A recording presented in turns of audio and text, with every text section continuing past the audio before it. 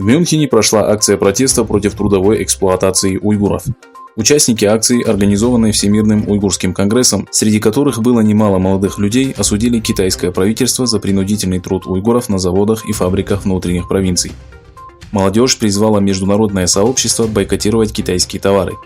Организаторы и участники протеста обратились к таким фирмам, как Adidas, с просьбой прекратить торговые отношения с поставщиками, поддерживающими китайскую программу принудительного труда.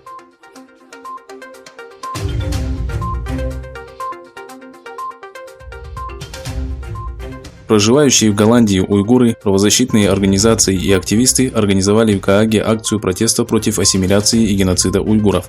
В акции, организованной Союзом неправительственных организаций Восточного Туркестана и Европейской правозащитной организацией, приняло участие большое количество людей. В связи с большим количеством участников, мероприятие, которое планировалось провести перед китайским консульством, прошло на центральной площади Гааги. 14 августа Абдурахим Гани, который более 2 лет проводит в Амстердаме одиночные протесты против систематического притеснения, ассимиляции и нарушений прав человека в Восточном Туркестане, потребовал от китайского посольства подробную информацию о своей семье. Однако, по жалобе сотрудников консульства, он был взят под стражу. Во время протеста Абдурахим Гани рассказал о том, что пришлось пережить ему и его семье.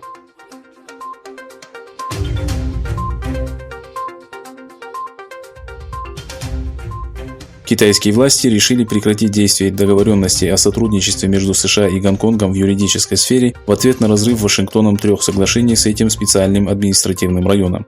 Об этом заявил в четверг официальный представитель Министерства иностранных дел Китая Джао Лицзян. Накануне Вашингтон уведомил о приостановлении действий 3 соглашений с Гонконгом, касающихся выдачи скрывающихся от правосудия, передачи осужденных и взаимных налоговых исключений по доходам от международных операций судов. Статус особого региона, который стал предметом дискуссии после принятия Пекином нового закона о национальной безопасности, привел к росту напряженности в отношениях между США и Китаем.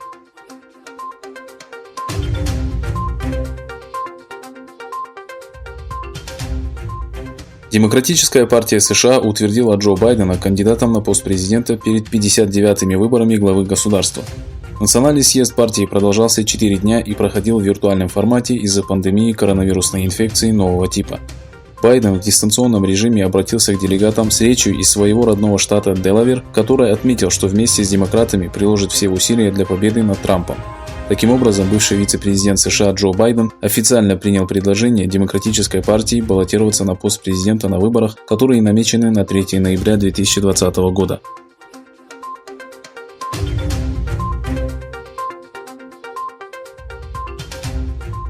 На угольной шахте в восточной китайской провинции Шаньдунь произошел взрыв.